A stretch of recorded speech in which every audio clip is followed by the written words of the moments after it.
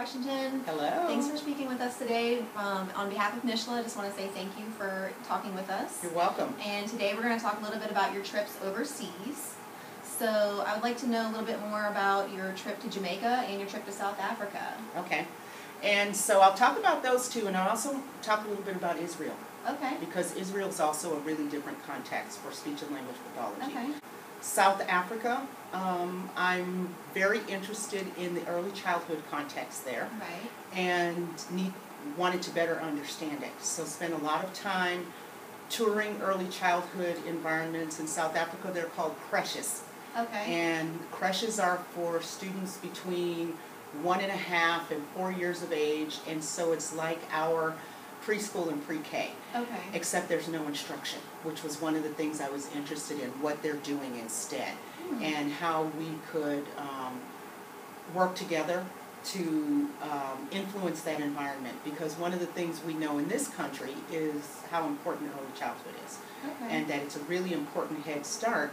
And if all of these kids are in this environment, you know, for 3 or 4 years, then what can we be doing to help them make the most of that environment?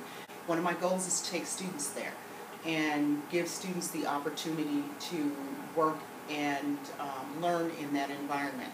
I think it's really important for students to see different service delivery models, and that's my interest in all of these countries, is in how their service delivery models are so different from ours.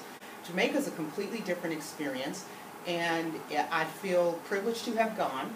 The students in the master students in ComDis put this trip together. Go Kayla, and Rachel and Rebecca and Anna Marie.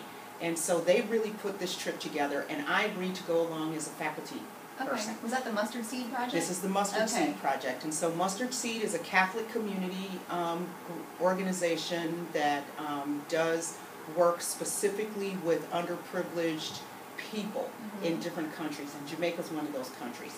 And interestingly, you know, it is a religious organization, and so that's one of the things that gets people hung up. But the reality is that religious organizations are the ones who are doing the work worldwide with kids who have special needs. These students are populations that we see here, but they're not as often as severely impaired because it's a third world country and there is some neglect in that way. These students who have all these communication needs are not receiving communication services. And so that was a really eye-opening and rewarding context, and we're absolutely going to take students back there. I mentioned Israel because I went there in a different capacity. I went at the invitation of the Ministry of Education to talk about reading and language and how they influence each other, and particularly in students whose oral language differs greatly from their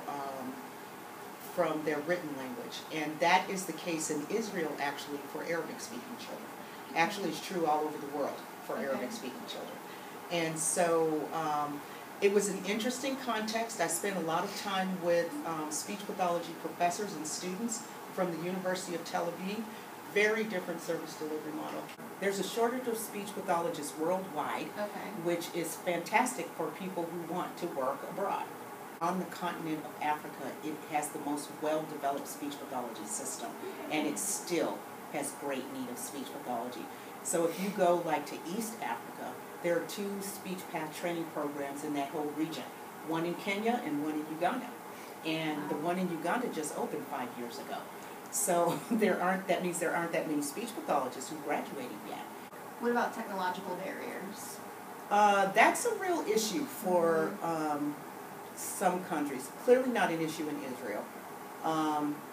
Jamaica it was, in South Africa. So the biggest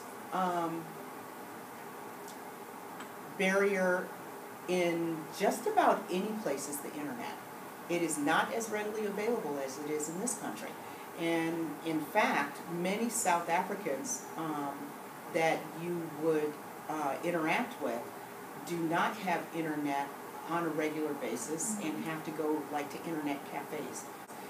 The other thing is phone technology. Right. And so people are really trying to leverage phone technology in countries where the internet isn't as readily available. It isn't in Jamaica either, as you might imagine. Right.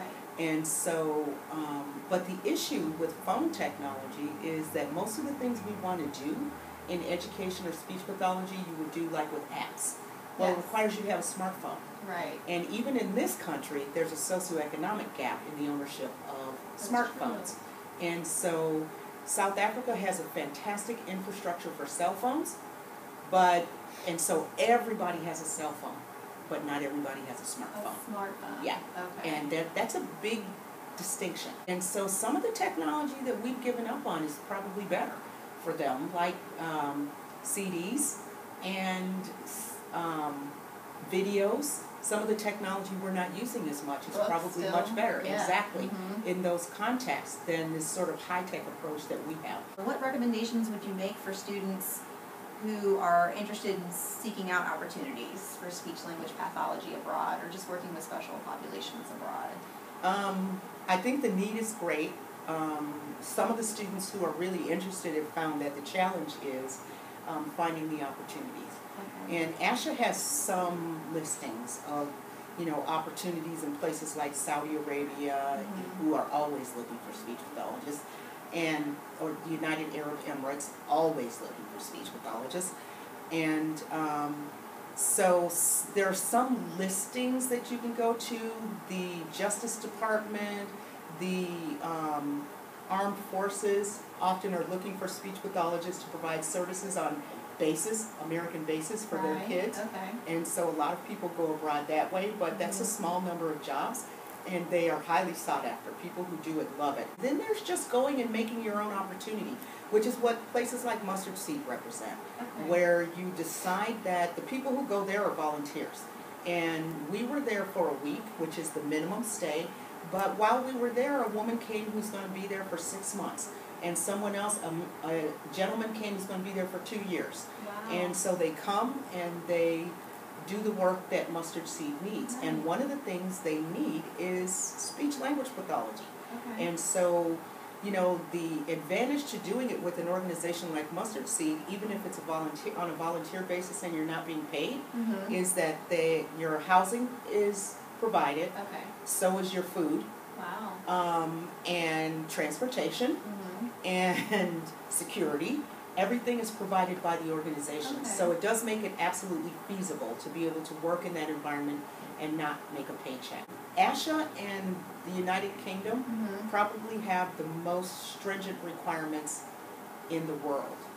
But even in places like Uganda, where the British are really involved in the development of speech pathology there, Okay. they meet the British standards, not ours. Ah. Okay. But we have reciprocity with Britain. Okay. And so you might be okay. But that's something you would have to investigate. One, what the requirements are for you to work as a speech pathologist there, whether you have to get some kind of licensing or certification, which probably isn't the case in most of the places we're talking about. Okay. The other thing is what you need to do in order to be able to work there, like what kind of visa you need to have, Right. and how long you can stay, and what the restrictions are on your activity, Okay. and your insurance. You might have insurance that works great in the United That's States, but true. maybe you need something very different in order to be there. If you were an undergraduate student interested in communication sciences and disorders, how, if you were going to provide recommendations for somebody who was looking to get into the field, what kind of recommendations would you suggest? Well, first of all, we do not want undergrads going abroad doing therapy. That's Okay. the first thing. Okay. Is Well, that speech-language pathology, but maybe something else, volunteer-based? you could go or- on a volunteer basis and do some of the things you could do here. Be a communication partner, support communication for kids who are trying to develop new communication skills. But putting yourself forward as a therapist, I think, is problematic no matter where you go, Right. unless you have the credentials to do it. The country may say it's okay with them, but if you want to come back here, it's not okay in the United Right, States when you right. do that. And so you shouldn't be violating the standards of the profession here when you go somewhere else. That's the Okay. first thing I would say. The other thing is that if you want to go abroad and be involved with communication, that you can seek out universities, you can seek out experiences. You know how you shadow here and you do things with speech pathologists here? You can do the same elsewhere in places where there are speech pathologists. Need people to help with gardening and painting and building and cleaning and some of the other things that they need to sustain themselves. So you can also do it that way. It's my sincere hope that we become global citizens in ComDis and that we're taking students on a regular basis, giving them the kinds of experiences that they need in other places.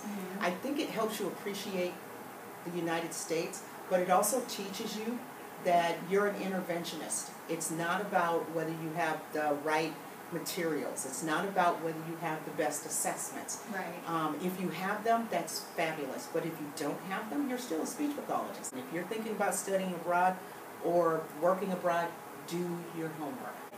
Thank you. Thank you so much, I hope Dr. this was Washington. helpful. Absolutely. We really appreciate it. Thank you. Thank you.